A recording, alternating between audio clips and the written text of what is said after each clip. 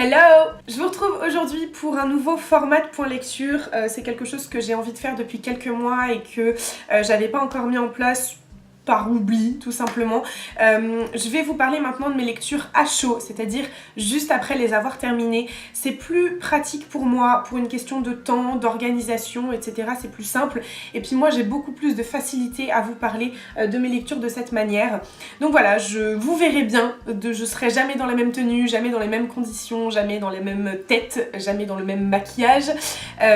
Parce que voilà, c'est plus simple pour moi, j'espère que ça vous conviendra comme ça. Et puis sinon, si vous aimez bien cette manière un petit peu spontanée de parler des livres, vous pouvez me suivre sur Instagram. Sur ce, je vous laisse avec la suite de la vidéo et puis comme d'habitude, je vous laisse réagir en commentaire. Hier, j'ai terminé Maybe Someday de Colleen Hoover. Ça fait un moment que je voulais lire Colleen Hoover parce que j'en ai entendu beaucoup de bien, notamment sur YouTube. Et du coup, j'avais envie de me lancer, j'avais besoin de lire quelque chose de simple, je dirais. Donc une romance, c'était parfait. On va suivre Sydney qui vit en colocation avec Tori, sa meilleure amie, et qui est en couple avec Hunter depuis maintenant 2 ans. Et elle prend l'habitude tous les soirs de sortir sur son balcon et de voir dans l'immeuble d'en face un jeune homme qui s'appelle Ridge jouer de la guitare et elle aime beaucoup sa musique. Et d'une manière ou d'une autre, elle apprend que Tori et Hunter couchent ensemble, donc que Hunter la trompe avec sa meilleure amie. Donc elle décide de s'en aller et d'une manière ou d'une autre, elle se retrouve dans l'appartement de Ridge avec ses colocataires dans lequel elle va vivre. Ridge et Sydney développent des sentiments ou en tout cas une attirance. Le problème, c'est que Ridge est fou amoureux de Maggie, sa copine, depuis maintenant 5 ans. Je vais commencer par le positif parce qu'il y a du positif et que je préfère descendre le livre après. La première chose, c'est que Colleen Hoover a mis en place un système de musique où vous pouvez écouter de la musique en même temps selon les chapitres, etc. Moi je l'ai pas fait parce que j'ai pas très bien compris comment ça fonctionnait et j'étais pas dans des conditions pour le faire. Mais voilà, j'ai trouvé ça intéressant, surtout que le roman tourne autour de la musique, de la chanson, enfin la romance tourne autour de ça. Donc du coup je pense que c'est une dynamique qui fonctionne bien. La deuxième chose, c'est d'avoir mis en avant un personnage principal handicapé, enfin avec un handicap. Ça, j'ai trouvé ça intéressant, original, novateur. D'après ce que j'ai compris, Colleen Hoover fait beaucoup innove, refait un petit peu le genre du new adulte dans ses romans et ça je trouve que c'est top. Bon, ça n'a pas suffi, mais c'est déjà une très bonne chose d'avoir des personnages qui changent, de sortir un peu des schémas narratifs qu'on connaît par cœur dans les romances. Donc voilà, ça c'est un bon point. La troisième chose que j'ai trouvé intéressante, c'est un petit peu le fond en fait du roman. Moi c'est vraiment la forme qui m'a pas plu, j'y reviendrai. Le fond du roman, c'est est-ce que c'est possible de développer des sentiments pour quelqu'un en étant fou amoureux d'une autre personne. Mais la forme qui a été mise, moi personnellement, ne m'a pas convenu. Du coup, la première chose, et ça malheureusement Colleen Hoover n'y est pour rien, la traduction, c'est juste pas possible. Voilà, quand on a 400 pages, une traduction qui est mal faite, c'est vraiment désagréable, ça donne pas envie de poursuivre le roman, même si au final ça peut nous plaire. Moi je parle anglais et les phrases, elles étaient traduites littéralement, c'est-à-dire que je les voyais en anglais dans ma tête.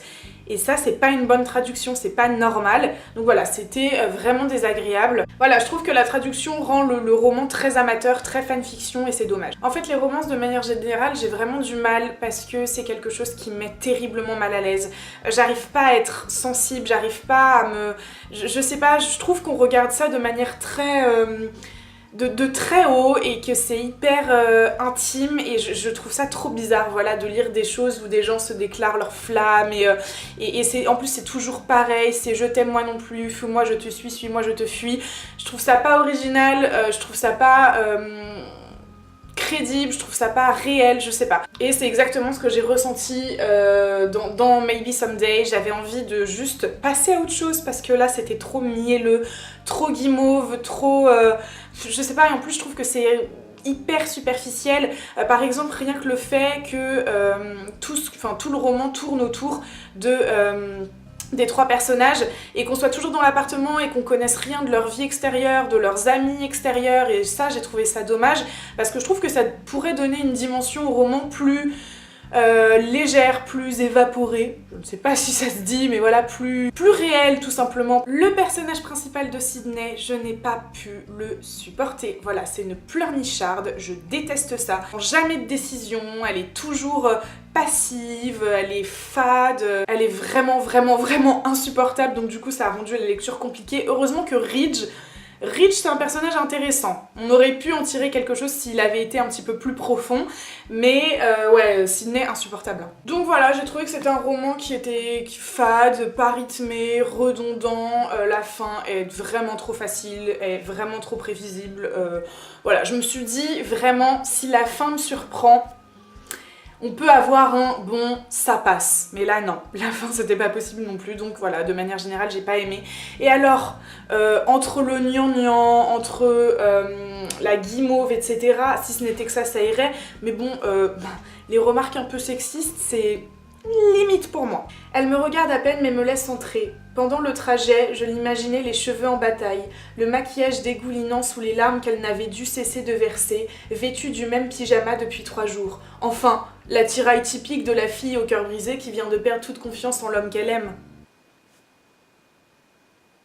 Voilà mon avis, c'est peut-être pas Colleen Hoover, hein, c'est peut-être les romances de manière générale, je suis peut-être juste pétrifiée de malaise. Je pense que ça plaît à des gens, je comprends que ça puisse plaire à des gens, mais moi ça me crispe, voilà, donc non.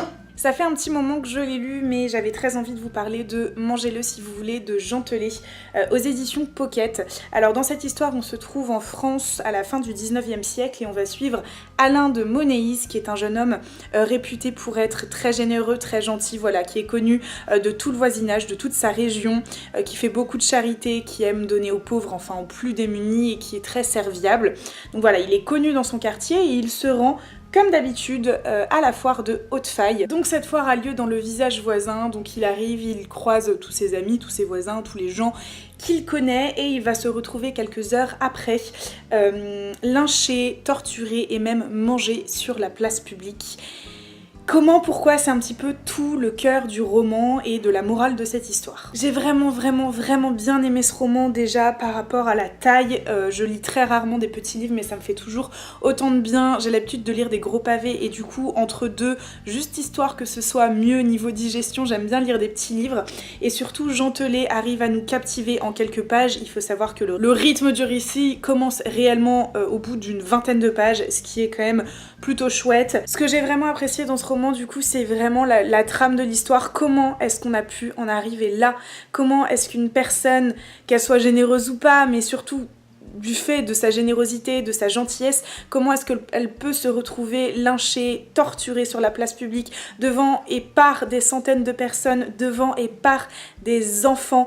Et vraiment, c'est hyper intéressant de voir le mécanisme. Comment est-ce que des gens se suivent comme des moutons? Comment est-ce qu'une foule arrive à se galvaniser toute seule, comment est-ce qu'une personne généreuse ou pas au final, mais comment est-ce qu'un humain, un être vivant peut être torturé comme ça par des centaines de personnes avant qu'ils se rendent compte de leurs bêtises. Jean Telet, il ménage pas du tout ses lecteurs, hein. Il faut savoir que c'est pas un roman que je recommande à tout le monde parce que c'est plutôt gore, c'est à base de fourchettes dans les yeux, de doigts de pied coupés et j'en passe, le meilleur reste à lire, hein. Je vous invite, si vous aimez ça, à le lire. Et ce qui rend le roman encore plus horrible, encore plus écœurant, c'est que c'est une histoire vraie. C'est un scandale qui a eu dans les années 1870 en France, qui a été plus ou moins caché par le gouvernement, mais qui est réel. Et c'est ce qui rend le roman, voilà, encore plus à vomir. Donc voilà, je vous le recommande. Je le recommande pas à tout le monde, mais je vous le recommande. Et ce que j'ai trouvé appréciable aussi, c'est que à la fin, dans les remerciements, Jean Telet donne un certain nombre de documentations, enfin de documents, d'œuvres, d'ouvrages qui parlent de cette fameuse, de ce fameux cannibalisme qui a eu lieu à Haute-Faille à la fin du 19e siècle. Donc du coup, pour ceux que ça intéresse, pour ceux que c'est une histoire qui intéresse, vous l'avez à la fin du roman. Donc ça, c'est vraiment chouette. Du coup, je pense que je relirai du Jean Telet, je dirais... le magasin des suicides que vous avez été beaucoup à me conseiller sur Instagram, et j'ai aussi envie de lire, donc je les mettrai dans ma wishlist, Les lois de la gravité qui me donnent aussi envie. Donc voilà, toujours dans le un petit peu loufoque, un petit peu gore. Si vous avez lu des œuvres de Jean Telet, n'hésitez pas à me les conseiller parce que j'ai vraiment bien aimé. Les conditions de tournage aujourd'hui, c'est le seul moment dans la journée où je peux filmer. Évidemment, le soleil, je l'aime, mais il se pointe maintenant à cet endroit, quoi. Je vais pas me mettre comme ça, c'est ridicule. On est d'accord. Bon, bah vu que le soleil est pas avec moi, je vais rester ici. C'est pas très joli hein, comme fond, mais c'est pas grave, vous allez vous y faire. J'ai terminé Autre Monde, le tome 1, l'Alliance des Trois de Maxime Chatham. Je pense que vous avez tous entendu parler, enfin une bonne majorité d'entre vous a entendu parler de ce roman, notamment après la sortie de la vidéo de Lemon et de Nin, qui ont fait du super boulot sur cette saga. On va suivre Matt et Tobias, qui sont deux meilleurs amis et qui se réveillent un jour et tous les adultes semblent avoir disparu de la Terre suite à un espèce d'ouragan, une énorme tempête. Il y a eu des faits surnaturels dans la nuit et Matt a assisté à la disparition de ses parents. Donc ils vont se retrouver tous les deux, ils ont l'impression d'être les seuls sur Terre et voilà, ils vont faire en sorte de trouver d'autres enfants, de survivre et d'affronter toutes les créatures que cette nouvelle nature et cette nouvelle Terre eh bien, ont apportées dans le présent. Voilà, je sais pas si c'est très clair. En tout cas, c'est un roman qui me faisait de l'œil depuis quelques mois. À chaque fois que j'allais en librairie, je le voyais. Et puis finalement, j'ai décidé de l'emprunter à la bibliothèque, dont je cache puisqu'il y a le nom de ma ville, très exactement. J'ai eu un petit peu de mal à rentrer dans ce roman pour la simple et bonne raison que je ne suis pas habituée au genre de manière générale de la SFFF. J'en lis très peu, si ce n'est pas du tout. C'est un de mes premiers romans, si on compte pas toutes les dystopies divergentes, Hunger Games, etc. Voilà, c'est un de mes premiers. Du coup, j'ai eu du mal à rentrer dedans parce que c'est un univers que je ne connais pas. Enfin, ce sont des univers que je ne connais pas. Du coup, tout ce qui est créatures magiques, etc., j'ai pas du tout l'habitude d'en voir. Donc au début, ça m'a fait un peu bizarre. Donc voilà, je suis assez mitigée dans le sens où il faut que je m'habitue. Je pense que c'est un petit temps d'adaptation à avoir, à découvrir ce genre, à sortir un petit peu des sentiers battus. Maintenant, dans la qualité d'un point de vue professionnel du roman, j'ai rien à redire, c'est bien écrit, la trame est super, c'est jamais lent, il n'y a pas de pause, on s'ennuie jamais, on tourne les pages assez facilement. Maxime Chatham maîtrise son univers très bien. C'est pas un roman, c'est pas un tome 1 d'introduction. Et ça, j'ai apprécié parce que j'ai vraiment du mal avec les sagas à lire des tomes 1 qui sont très lents avec la mise en place de l'univers. Là, on rentre dedans. On s'ennuie pas, on n'a pas le temps de réfléchir, voilà, on va assez facilement dans l'histoire et on s'accroche facilement aux personnages. Donc voilà, d'un point de vue purement professionnel, encore une fois, entre guillemets, c'est du bon boulot, je trouve que c'est très bien pensé, qu'il y a énormément d'imagination, et j'imagine que ça s'arrête pas là puisque la saga est assez longue. Donc je lirai le tome 2 avec plaisir, pas tout de suite, en fait je me le réserve pour un moment où j'ai besoin de jeunesse, où j'ai besoin de lire quelque chose de léger, de facile. C'est absolument pas une critique, attention, bien au contraire. Mais voilà, quand j'aurai besoin de quelque chose qui me demande pas énormément de réflexion, qui me demande d'être juste accrochée facilement et d'être emportée, je me tournerai vers le tome 2 d'Autre Monde que j'emprunterai à la bibliothèque. Je tiens pas spécialement à l'avoir chez moi. Mais voilà, c'était un début difficile et puis finalement c'est une très bonne conclusion. Donc je suis contente de m'être lancée. Et si vous avez des conseils d'autres romans fantastiques, fantasy ou de SF, n'hésitez pas à me le dire dans les commentaires. De toute façon, tout ça, je vous en reparlerai parce que j'aimerais bien découvrir ces genres de manière un petit peu plus approfondie. Mais en tout cas, c'était une belle introduction pour moi et je pense que pour le moment, il faut que je reste un petit peu dans le jeunesse.